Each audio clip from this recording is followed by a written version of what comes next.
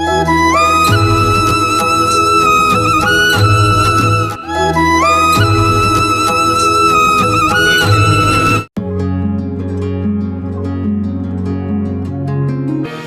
राधे राधे। इसके पहले किसी ने मुझसे पूछा है कि भगवान के नाम की शक्ति के विषय में मेरा क्या अनुभव है, मेरा खुद का।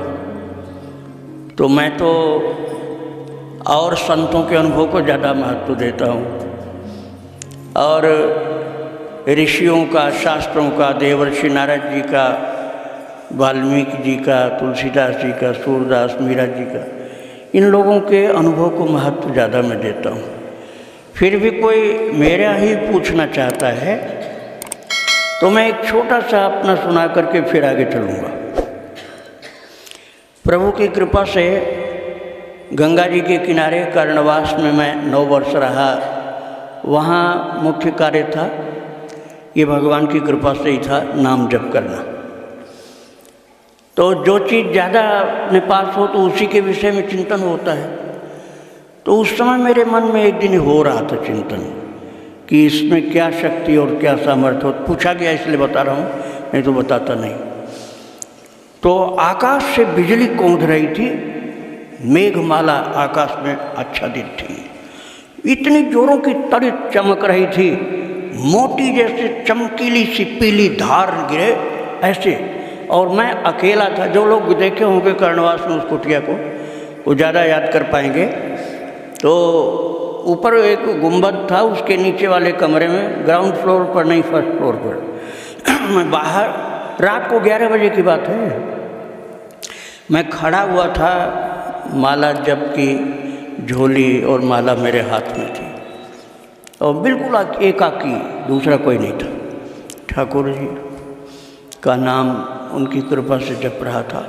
अब मैं देख रहा हूँ कम से कम 2-2.5 फीट चौड़ी एकदम तेज धारा ऊपर से गिरती थी, जोर की गर्जना के तड़तड़ाहट के साथ। और महाराज, अब मेरे मन में पता नहीं कैसे प्रभु की इच्छा से बात आ रही थी कि ये तो बहुत घातक चीज़ है, तड़ित बिजली, लेकिन राम नाम की भी तो शक्ति होती होगी। बस ये सोच ही रहा था मैं। उसी समय वो खुली सी जगह है, कमरा नाम मात्र का ही है, गंगा जी का दर्शन हो रहा था। इतनी जोर की चमक हो रही थी कि साफ दिखलाई पड़ रही थी। बादल में से एक सीधी इतनी मोटी चमचमाती हुई बिजली आई, और जिस दरवाजे पर मैं खड़ा हुआ था उसी दरवाजे में से अंदर गई, कमरे के अंदर।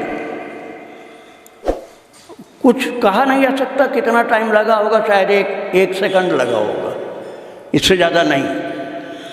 और मैं वैसे के वैसे, जैसे कोई मूर्ति खड़ी हुई वैसे खड़ा रह गया। मैं कुछ सोच ही नहीं सका कि इसमें क्या किया जाए, वैसे खड़ा रहा, आँखें एकदम चौंधिया के बंद सी हो गई। और महाराज, वहाँ जितनी बिजली की चीज़ें थीं, जैसे पंखा, बत्ती, वायरिंग, एक सेकंड भी नहीं लगा होगा, सब जल के राख हो गई। सब जल के राख, बल्ब और पंखा और वायरिंग सारी, ऊपर की नहीं नीचे की भी। और जो एक फ्रेम सा था उस दीवार में लोहे का, जैसे अलमारी का फ्रेम होता है, उसमें शायद जाके टकराई वो।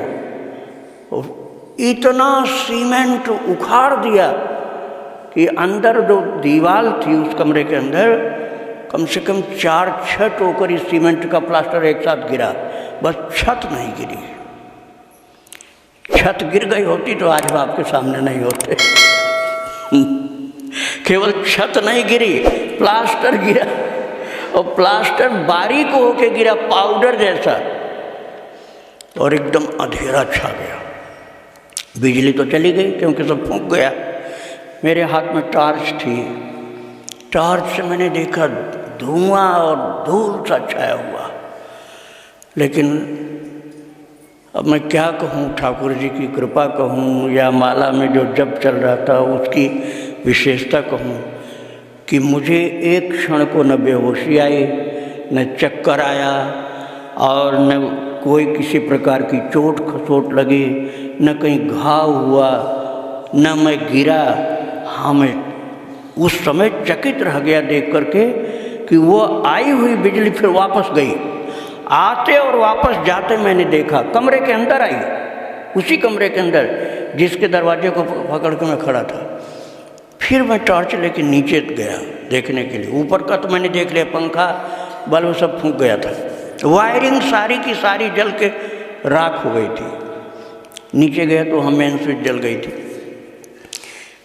तो मैंने सोचा कि शायद ये ठाकुर जी ने नाम की शक्ति दिखलाई है क्या, कि नाम महाराज रक्षा करते हैं।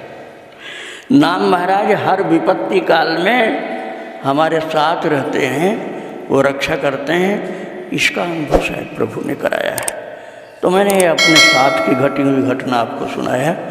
अनंत महिमा है, उसमें से एक अंश मैं जो देख सका था वो आपको सुना रहा था। वृंदावन बिहारी लाल की, राधा रानी की जय। अब ये